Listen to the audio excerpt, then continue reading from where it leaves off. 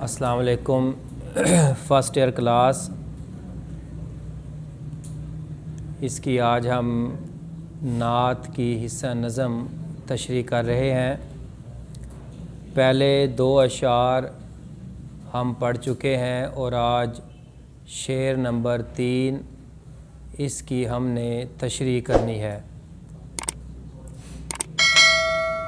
کیا نام ہے شامل ہے جو تکبیر و اذاں میں، اس نام کی عظمت کے ہیں قربان دل و جاں۔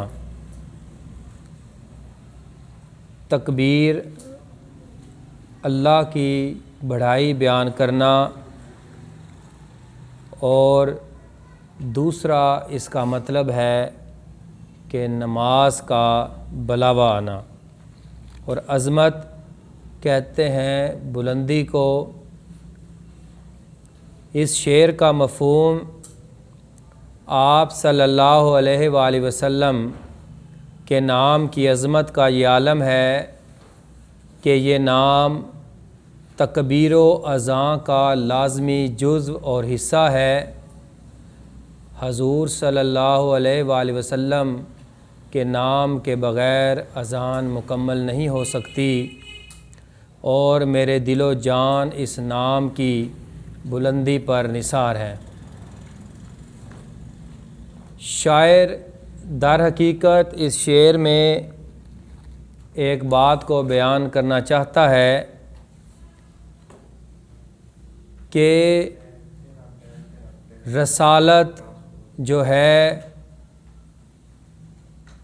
وہ توحید کا لازمی حصہ ہے۔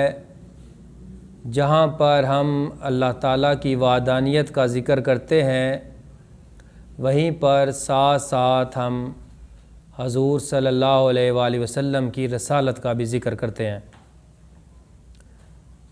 اگر دیکھا جائے ہمارا جو پہلا کلمہ ہے لا الہ الا اللہ محمد الرسول اللہ، تو اگر ہم یہاں پر اللہ کی توحید کو پہلے بیان کرتے ہیں تو ساتھ ہی حضور صلی اللہ علیہ وآلہ وسلم کی رسالت کا بھی ذکر آتا ہے۔ مطلب یہ ہے کہ اللہ کا نام اور رسول کا نام آپس میں لازم اور ملزوم ہے۔ اسی طرح جب اذان دی جاتی ہے، اذان میں جہاں اللہ کا ذکر آتا ہے تو ساتھ ہی حضور اقدس صلی اللہ علیہ وآلہ وسلم کا بھی ذکر آتا ہے، یعنی کہ ہماری اذان بھی حضور صلی اللہ علیہ وآلہ وسلم کے نام کے بغیر مکمل نہیں۔ اس شعر میں شاعر کہتا ہے کہ کیا نام ہے شامل ہے جو تکبیر و اذاں میں، اس نام کی عظمت کے ہیں قربان دل و جان۔ حضرت محمد صلی اللہ علیہ وآلہ وسلم کی عظمت اور سربلندی کے متعلق بیان فرمایا گیا ہے۔ شاعر کہتا ہے کہ تکبیر و اذاں میں آپ صلی اللہ علیہ وآلہ وسلم کا اسم مبارک شامل ہے۔ آپ کے نام کی سربلندی اور عظمت کے متعلق ارشاد باری تعالیٰ ہے وَرَفَعْنَا لَكَ ذِکْرَکَ، یعنی بے شک ہم نے آپ کا ذکر بلند کر دیا۔ اور جس کا ذکر اللہ تعالیٰ بلند کر دے، پھر دنیا میں کس کی طاقت اور مجال ہے کہ وہ اس کے آڑے آ سکے اور اس کے نام کے ساتھ کچھ بھی مذاق کر سکے یا اس کی سربلندی کے آڑے آ سکے، جس کی تعریف اللہ تعالیٰ نے خود کر دی ہو۔ جس کو اللہ تعالیٰ عزت دینا چاہے اس کو پوری کائنات مل کر بھی ذلت نہیں دے سکتی، اور جس کے مقدر میں اللہ تعالیٰ ذلت لکھ دے تو پوری کائنات مل کر بھی اس کو عزت نہیں بخش سکتی۔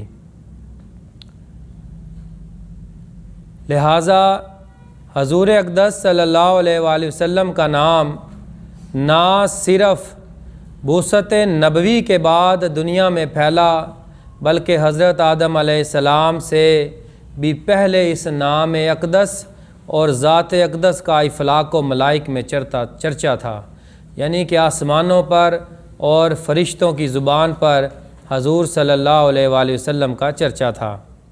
حضرت آدم علیہ السلام نے یہ نام مبارک جنت میں دیکھا اور پھر مختلف انبیاء اس عظیم ہستی کے اسم مبارک کے متعلق خوشخبری دیتے چلے گئے کہ ایک نبی نے آنا ہے۔ حضرت آدم علیہ السلام سے لے کر حضرت عیسیٰ علیہ السلام تک جتنے بھی نبی آئے، کم و بیش 1,24,000 انبیاء، یہ سب وقت کے ساتھ ساتھ حضور اقدس صلی اللہ علیہ وآلہ وسلم کی خوشخبری دیتے رہے کہ آخر میں ایک نبی نے آنا ہے، حضرت محمد صلی اللہ علیہ وآلہ وسلم۔ بقول شاعر، وہ ہیں بے شک بشر لیکن تشہد میں اذانوں میں، جہاں دیکھو خدا کے نام کے بعد ان کا نام آئے۔ یعنی کہ یہ حضور اقدس صلی اللہ علیہ وآلہ وسلم کی ہی ہستی ہے کہ آپ ہر مقام پر دیکھیں، آج سے 1400 سال پہلے کی بات اور آج تک بھی لوگ اللہ کے بعد حضور اقدس کا نام لیتے ہیں۔ شاعر مزید ایک اور بات کو سمجھانے کی کوشش کرتا ہے، وہ یہ ہے کہ اللہ تعالیٰ خود، یعنی کہ وارفانہ لاکا ذکرک، اللہ تعالیٰ نے خود اس بات کو ارشاد فرمایا۔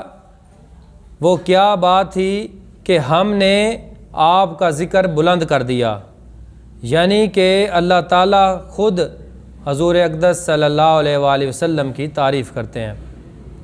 صرف تکبیر و اذان ہی نہیں بلکہ آپ صلی اللہ علیہ وآلہ وسلم کا نام کلمہ طیبہ کا بھی لازمی جز ہے، اور ہم 5 وقت کی نماز میں بھی یہ لازمی حصہ ہے کہ جہاں پر اللہ تعالیٰ کی وحدانیت بیان کی جاتی ہے نماز میں، وہیں پر حضور صلی اللہ علیہ وآلہ وسلم کی رسالت کا بھی چرچا ہوتا ہے۔ شاعر کہتا ہے، تو حسن ہے، فیضان ہے، خوشبو ہے، ضیاء ہے، معمور تیرے ذکر سے عالم کی فضا ہے۔ تاریخ اس بات کی گواہ ہے کہ حضور صلی اللہ علیہ وآلہ وسلم کا نام اس قدر عظمت کا حامل ہے کہ قرون اولیٰ کے مسلمان اس کی عظمت پر دل و جان سے قربانی دیتے ہیں، اپنی جان قربان کر دیتے ہیں۔ حسن یوسف پہ کٹی مصر میں انگشت زباں، حسن یوسف پہ کٹی مصر میں انگشت زنا، سر کٹاتے ہیں تیرے نام پہ مردان عرب۔